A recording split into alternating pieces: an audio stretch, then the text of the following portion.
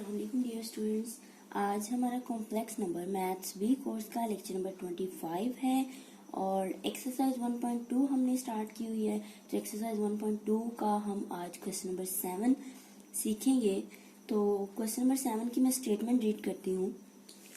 Find the squares of all fifth roots of this, यानी कि हमारे पास ये कॉम्प्लेक्स नंबर है 1/2 plus square root 3 divided by 2 iota. इस कॉम्प्लेक्स नंबर की हमने क्या फाइंड करना है? All squares of fifth root. Students, अभी तक जो हमने रूट्स वाले क्वेश्चंस किए, क्यूब रूट किया हमने, जो भी रूट किए, यहाँ पे क्या है हमारे पास फिफ्थ रूट आ रहा है। ठीक है, तो ये भी रूट वाले क्वेश्चंस की ही तरह है। ठीक है, इसमें माइनर सा चेंज आएगा। हमने स्टेटमेंट को गौर से पढ़ना है। स्टेटमेंट में वो कह रहा है कि squares of all fifth root, यहाँ पे स्क्वायर्स का वर्ड यूज किया है, तो इसकी वजह से हमारे क्वेश्चन में क्या चेंज आएगा वो हम सीखेंगे। ये क्वेश्चन मुश्किल नहीं है, लेकिन इस चूंकि थोड़ा सा चेंज आ गया इसमें, तो ये क्वेश्चन स्टूडेंट हमारे लिए बहुत इम्पोर्टेंट है। इसको आपने बहुत अच्छे से प्रिपेयर करना है। तो क्वेश्चन नंबर 7 एक्सरसाइज 1.2 का वेरी इंपॉर्टेंट क्वेश्चन है। Find the squares of all fifth roots of this complex number. तो सॉल्यूशन स्टार्ट करते हैं। उससे पहले स्टूडेंट्स आपसे रिक्वेस्ट है, जिन्होंने मेरा चैनल अभी तक सब्सक्राइब नहीं किया या जो स्टूडेंट्स मेरे चैनल पे न्यू हैं, मेरे चैनल को सब्सक्राइब करें, साथ ही बेल आइकन का बटन प्रेस करें ताकि आपको हर आने वाली न्यू वीडियो के बारे में नोटिफिकेशन मिलता रहे। तो हेयर हमारे पास जो कॉम्प्लेक्स नंबर है वो हम सबसे पहले लिख लेते हैं। हेयर Z1 का नाम दे देते हैं इसको। Z1 बराबर है 1/2 plus square root 3 divided by 2 iota. अब हम इसके रूट्स तो तभी फाइंड करेंगे जब ये पोलर फॉर्म में होगा। ठीक है, तो पोलर फॉर्म के लिए हमने वो चीज सीखी है। अब पोलर फॉर्म तो नहीं है, ये कार्टेशियन फॉर्म है। अब हमने कार्टेशियन फॉर्म को पोलर फॉर्म में कन्वर्ट करने का तरीका जरूर सीखा हुआ है, तो इसको हम सबसे पहले पोलर फॉर्म में कन्वर्ट करेंगे। तो हेयर हमें पता है x यहाँ पे किसके बराबर है? x बराबर है 1/2 के, एंड y जो बराबर है स्क्वायर रूट 3 डिवाइडेड बाय 2 के बराबर है। अब सिंस हमें पता है जो r है, r किसके बराबर है? r का जो फॉर्मूला है r फाइंड करने के लिए x square plus Y square whole square root आ जाएगा। इसमें अगर वैल्यूज पुट की जाए r की, तो 1/2 square plus square root 3 divided by 2 whole square and under root आ जाएगा। ठीक है, अब 1/2 का स्क्वायर किया जाए तो हमारे पास 1/4। इसी तरह से ये स्क्वायर रूट से कैंसिल हो गया तो 3 डिवाइडेड बाय 4 आ जाएगा। अब स्क्वायर रूट के अंदर जो वैल्यूज है इसको सिंप्लीफाई हम कर लेते हैं। तो अगर इनका एलसीएम लिया जाए हमारे पास आ जाएगा 4 डिवाइडेड बाय 4, यानी कि ये 1, और स्क्वायर रूट 1 किसके बराबर होता है? 1 के ही बराबर होता है। कैलकुलेटर से आप स्क्वायर रूट 1 की वैल्यू चेक करें तो हमारे पास वो 1 के बराबर होता है। ये आर की वैल्यू आ गई। अब हमें थीटा भी चाहिए, तो थीटा को फाइंड करने के लिए यहाँ पे हम लगा लेते हैं एक मार्जिन लाइन। अब हमें पता है जो थीटा है वो बराबर होता है tan इनवर्स y/x के। सिंपली हम इसमें वैल्यूज को पुट करते हैं। tan inverse square root 3 divided by 2 और x की जो वैल्यू है 1/2, ये 2 से कैंसिल और tan इनवर्स स्क्वायर रूट 3 आ गया हमारे पास। दिस इम्प्लाइज थीटा जो है, अगर आप कैलकुलेटर से tan इनवर्स स्क्वायर रूट 3 की वैल्यू चेक करें तो वो π/3 पर होता है। तो इस तरह से हमारे पास थीटा की वैल्यू भी निकल आई। अब स्टूडेंट्स, यहाँ पे हमें आर्गन डायग्राम की जरूरत नहीं है, काफी बार हम बना चुके हैं, तो अब कॉन्सेप्ट क्लियर होना चाहिए। देख के ही पता चल रहा है कि एक्स और वाई दोनों फर्स्ट क्वाड्रेंट में है हमारा। आर भी फर्स्ट क्वाड्रेंट में है और थीटा जो एंगल है वो भी फर्स्ट क्वाड्रेंट में ही लाई कर रहा है, यानी कि हमारे पास जो रिक्वायर्ड आर्गुमेंट ऑफ z होगा वो π/3 ही होगा। अब हमारे पास r और थीटा की वैल्यू आ गई। अब हम बताएंगे हमारा जो पोलर फॉर्म में कॉम्प्लेक्स नंबर होता है वो किसके बराबर होता है। अब हमें पता है सिंस जो z है हमारे पास वो किसके बराबर है, r into cos theta plus iota sine theta. ये पोलर फॉर्म में हमारे पास कॉम्प्लेक्स नंबर इसके बराबर होता है। अब यहाँ पे सिंपली हम वैल्यूज को पुट कर देते हैं। r बराबर है 1 के, कोस ऑफ थीटा की जगह π/3 plus iota sine π/3।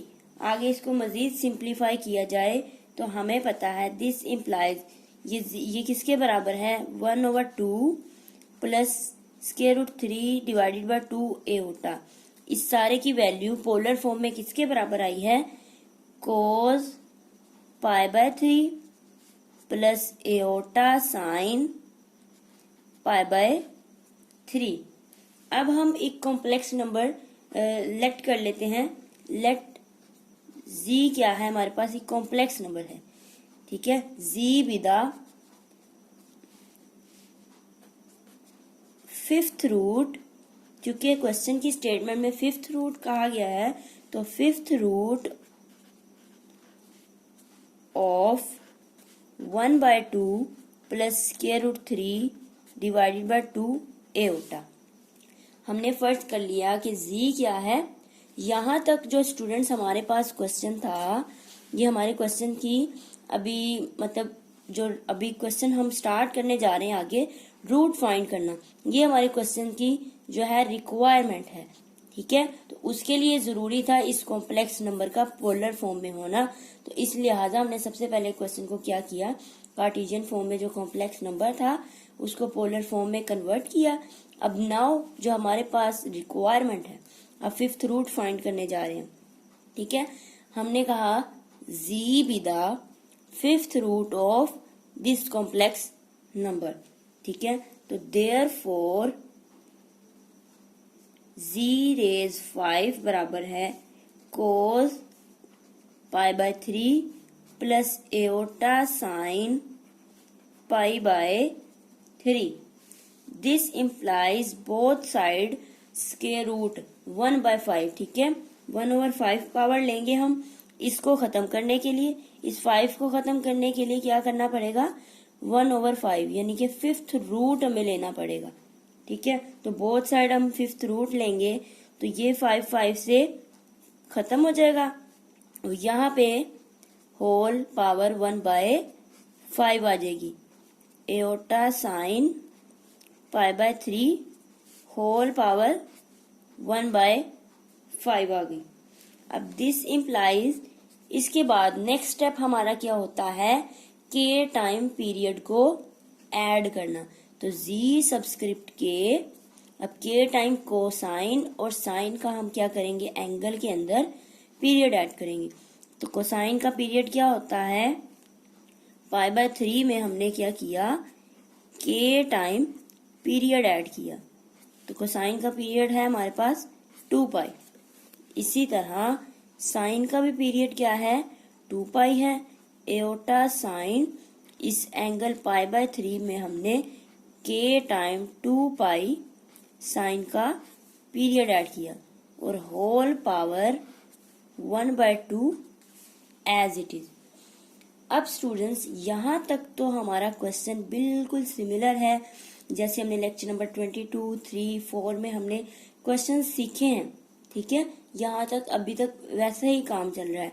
Polar form already given होती थी, अब यहाँ पे पोलर फॉर्म बनाई है, ठीक है। ये कोई मुश्किल बात नहीं है। नेक्स्ट हमारे पास हमने क्या किया, जो भी हमने रूट फाइंड करना होता है वो रूट लिया और के टाइम पीरियड ऐड किया। अब जो हमारे पास क्वेश्चन की स्टेटमेंट थी स्क्वायर्स ऑफ फिफ्थ रूट, ठीक है। रिक्वायरमेंट जो हमारी है, हमारे पास स्टेटमेंट में है squares of all the fifth root तो अब स्केयर की बारी है, उसका क्या कॉन्सेप्ट है, मैं यहाँ पे लिखती हूँ 10 द रिक्वायर्ड, या फिर 10 the required squares of all the fifth roots is given by। हमारे पास जो क्वेश्चन की रिक्वायरमेंट है squares of all the fifth root, ठीक है, squares of all the fifth root find करने हैं इस कॉम्प्लेक्स नंबर के। तो squares of all the fifth root क्या होंगे हमारे पास, जो भी हमारे पास ये लास्ट सबस्क्रिप्ट के हमने के टाइम पीरियड ऐड किया है, ठीक है, उसका हम स्केयर ले लेंगे जी सबस्क्रिप्ट के, इसका हमारे पास बोथ साइड पे स्केयर आ जाएगा, ठीक है। ये हमारे पास कोस पाई प्लस के टाइम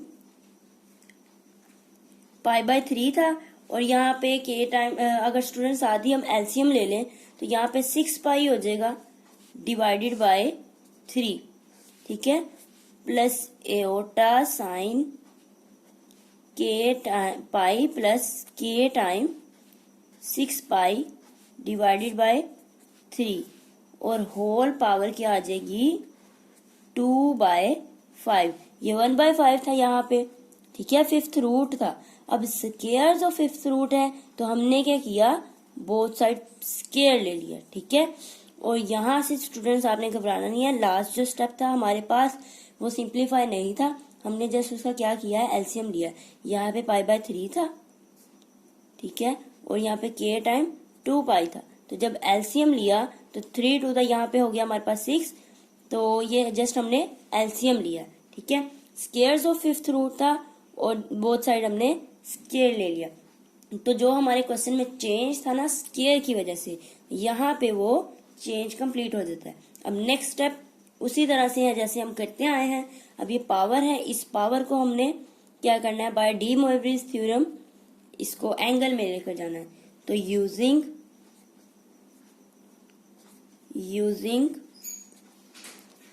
डी मोइवरीज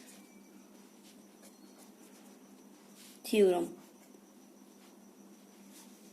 जी सबस्क्रिप्ट के स्क्वायर cos 2/5, ये पावर एंगल में आ गई, इनटू पाई प्लस के time 6 pi divided by 3 plus iota sine 2/5 into pi plus के टाइम 6 पाई डिवाइडेड बाय 3, ठीक है।